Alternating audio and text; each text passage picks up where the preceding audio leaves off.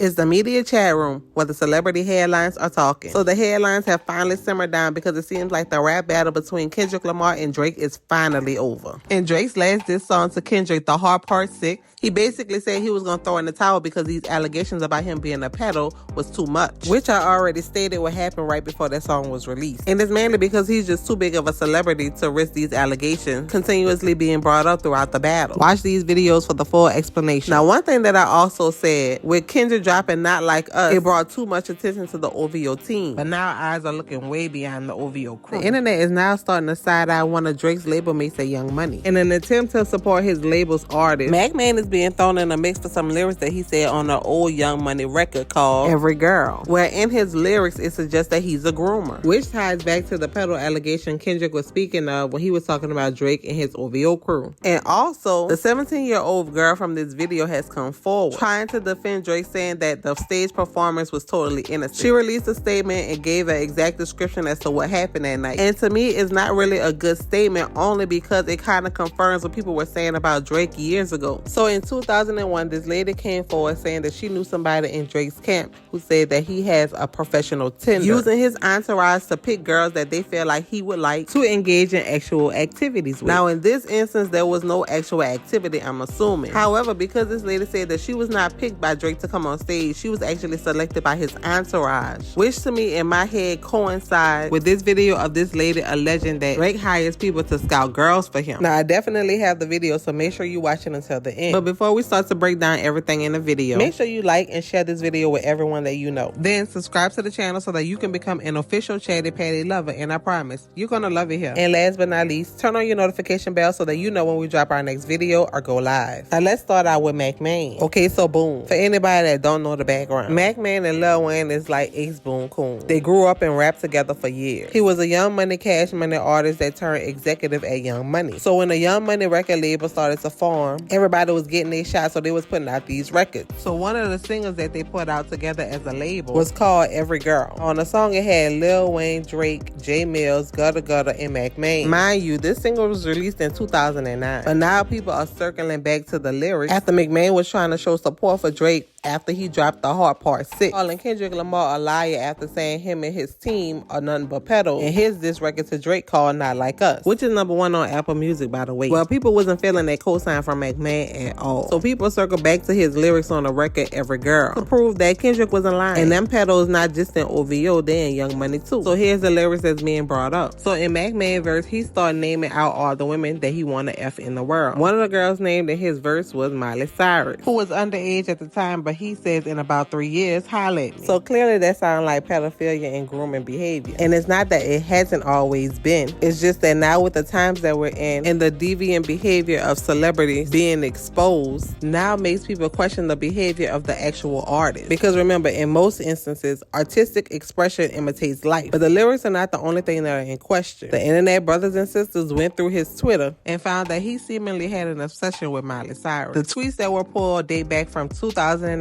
all the way to 2013. Now, Chatty Patty, go ahead and pause the video just in case you want to read them all. So I think it's safe to say that these tweets nor this verse aged well. Now let's go ahead and get into the 17-year-old who was in this video. When Drake was performing on stage, called her up, kind of started groping on her, then found out that she was 17 and continued to talk about how fine she was and how good he was feeling in the moment. Well, this lady is now 31 years old. And after this video has been circulating on the internet, she decided to make a statement via Instagram. Basically, she says at the time she was in high school and her dad took her to the Drake concert and she got picked by his entourage to go on stage. And although it may seem like it's inappropriate, it was really nothing. Therefore, everybody needs to get their panties out of a bunch and calm down. Now, after reading and dissecting this information, I think she wanted to set the record straight to let people know that her and Drake did not do anything after that concert. I mean, after all, she does have a reputation to protect, as it appears that she's graduating from law school, so she probably doesn't want her name to be associated with these allegations. In addition, thinking that if she speak on it, it'll probably go away a lot faster. But y'all know that's not how the internet works. Once it's up, it's stuck. But anyway, after reading her statement about how she was actually called to stage, which was being selected by Drake's entourage, I instantly started thinking about a video that I saw a few days ago where this woman says a person in Drake's camp saying that Drake's entourage actually selects girls for him. Now, in this instance, it probably didn't go no further because she was there with her dad and she was only 17. However, the story that this lady is telling now sounds like it can have legs, which supports Kendrick Kendrick's statement when he says that Drake objectifies women with an info fetish. Her job was basically just to text girls to invite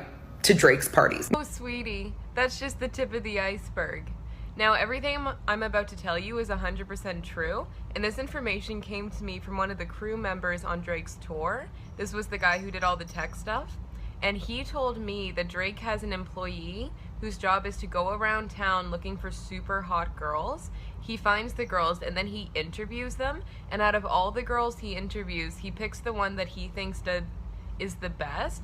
Then he drives her to Drake's place. Drake has sex with her, and then he drives her home. So basically, Drake has his own private Tinder.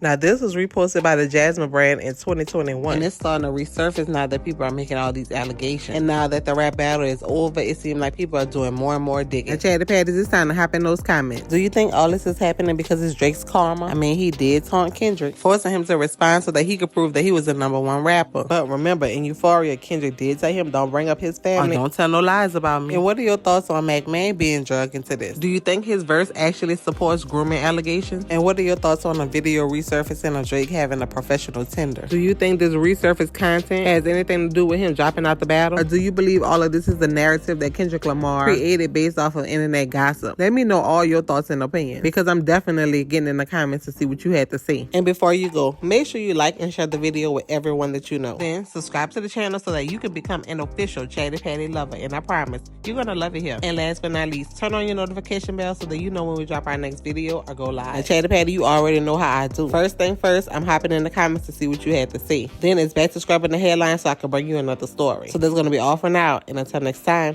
bye-bye.